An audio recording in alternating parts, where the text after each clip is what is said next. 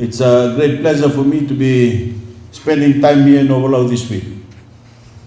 There are a few places in our country where I feel so connected to our country's rich history, and the hospitality and warmth that our fellow Fijians of Ovalau have extended to me and the government officials makes me feel right at home. And for that, I want to thank you. My last visit took place in 2016, after Ovalau fell victim to the widespread destruction of Tropical Cyclone Winston. While it's always good to be back in Levuka, this visit has been particularly encouraging.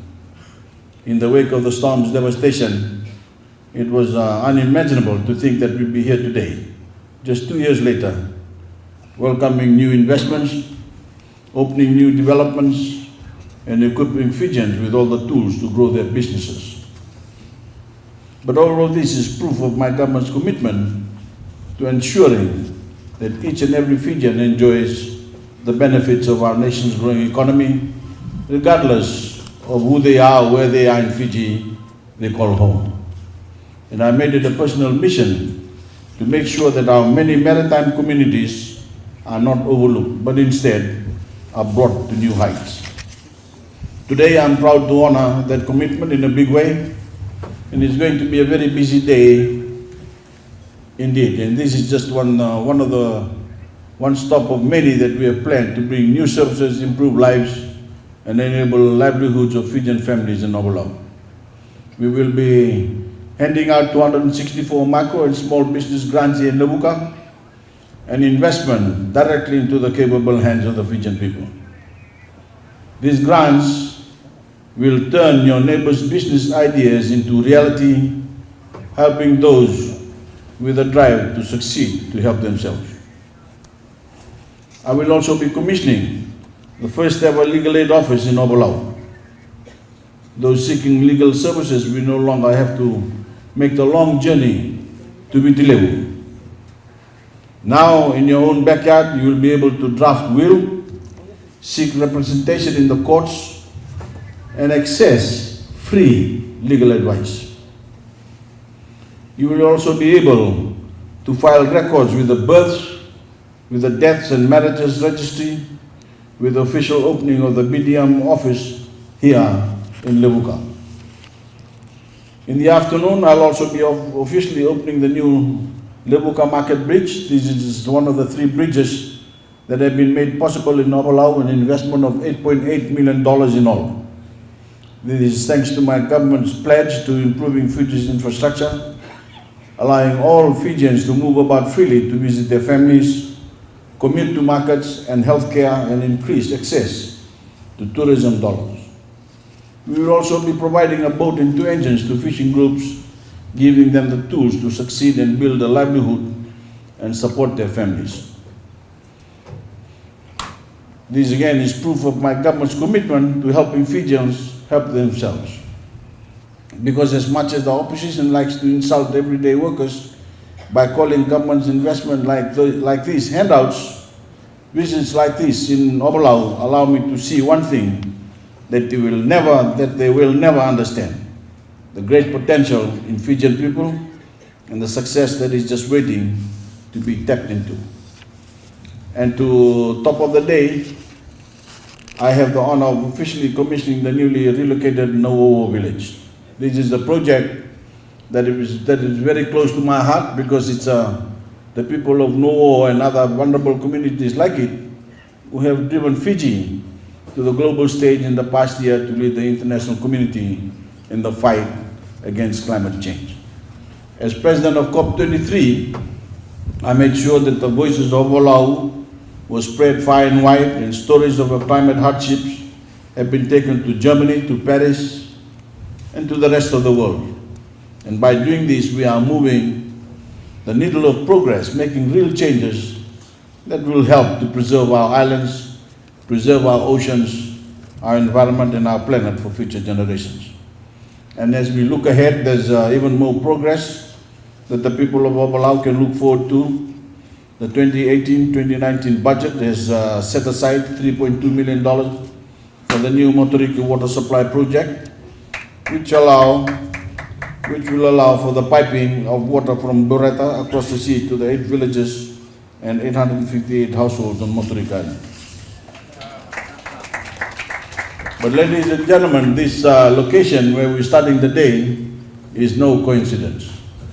Pacific Fishing Company Limited, as we'll know it, PAFCO, has become what Ovalau has become known for. It's transformed Levuka from our former political capital to the tuna capital of Fiji, and a true economic driver for the people of this island. That's why I'm delighted to be here this morning to officially open the new cold storage facility for PAFCO. PAFCO has come a long way since its establishment in 1964, as you've heard the chairman announce to us this morning, when its primary business was to receive and hold tuna for shipment to Japan for processing. PAFCO's tuna is now proudly stocked on the shelves of supermarkets all over America. As some of you know, just like its operations, the history of PAFCO's ownership and management has also evolved. Initially, a joint venture between the governments of Fiji and Japan. The Fijian government acquired almost full ownership of the company in 1987. We now hold a 99.6% ownership stake in the company. Over the last 54 years, PAFCO has been the primary driver for employment in not only Ovalau, but also the entire Lomaiviti province, providing socio-economic benefits to the people in the region for more than 5 decades. It's truly become a pillar of this community, and it's a pillar that my government proudly supports. And as we see today, that support will continue in new and innovative ways. In recent years, my Fiji First government has assisted PAFCO by providing a loan of $9 million in 2015 to assist in the construction of this new cold storage facility, supporting the company's request for a government guarantee of $11.3 million for a loan that is being utilized for factory renovations and upgrades, which was subsequently approved by Parliament in 2015, and allocating $1.7 million in the 2017-2018 budget for the repair of PAFCO's seawall, which was destroyed by a tropical cyclone Winston in 2016. This work is in progress and is expected to be completed by mid-October. And it's not only financial assistance. By working hand in hand with tuna industry stakeholders, my government has worked to address the policy issues facing PAFCO and the fish that are its lifeblood. In last year's budget, we removed VAT for PAFCO's tuna suppliers and granted an export income deduction incentive to those local suppliers looking to export and process PAFCO's tuna. Government has also given a 1-year extension on duty concessions for imported items that are critical for PAFCO's operations. But ladies and gentlemen, this facility we'll have the pleasure of opening today. Is the boldest step yet in my government support of PAFCO. This new cold storage facility with $16.4 million was co-funded through $9 million government loan, a $6 million loan from Bumblebee, and a contribution of $1.4 million from PAFCO. This crucial investment in the new cold storage facility will greatly bolster PAFCO's storage capacity, increasing the amount of raw tuna it can hold from 3,000 to 4,000 metric tons. With this new cold storage facility, PAFCO is expected to increase production by 10% each year. Today, the normal daily production is 80 metric tons, or in terms of whole fish, around 6,400 fish per day. With more fish in stock, PAFCO will be able to increase production when it's needed most. The cost of maintaining the old cold storage facility, averaging around $100,000 each year, will now be a thing of the past. These cost savings, paired with financial benefits of increased production and more efficient storage, will be felt at every level of the company, as PAFCO will be in a better position to invest back into its infrastructure and its people, creating even more jobs for the people of Lomaiviti. But in the end, no company would succeed without a customer to sell its product to. For PAFCO, we have so much more than a customer. We have a true friend and partner in development. I'm speaking, of course, of Bumblebee Foods, whose executives are here with us today, and I'd like to thank them personally and on behalf of all Fijians, especially for their generous co-funding of this facility.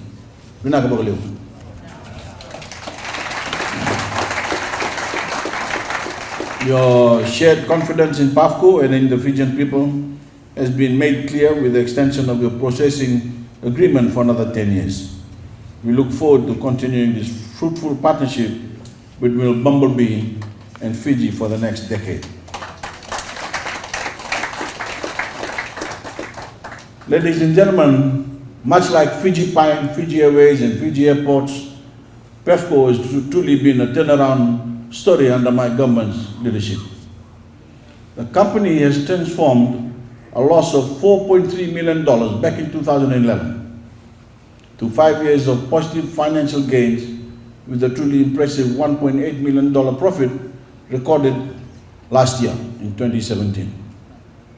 I must acknowledge and thank the PAFCO chairman and the board for their guidance and responsible economic stewardship of this company. While leadership and support are important, my government recognizes that above all else, the greatest asset of any company is its people. To the management and staff of PAFCO, I thank you for your hard work and dedication, your grit and determination which has brought us all here today. And in acknowledgement of your invaluable contribution, I'm pleased to note that based on the board's recommendation, a considerable 12.5% salary increase has been approved on 27 July 2018 for all of PAFCO's 1,188 non-management staff. Moreover, this pay increase will be backdated to 1st January 2018, meaning that all of the work that you've put in so far this year will be backpaid at this higher rate. I thank each of you and offer my congratulations. Now that we have many reasons to celebrate, it's my pleasure to officially open PAFCO's new cold storage facility. I look forward to watching the company and its people continue to grow and fuel the communities you call home. Thank you, Nawelemu, and God bless you all.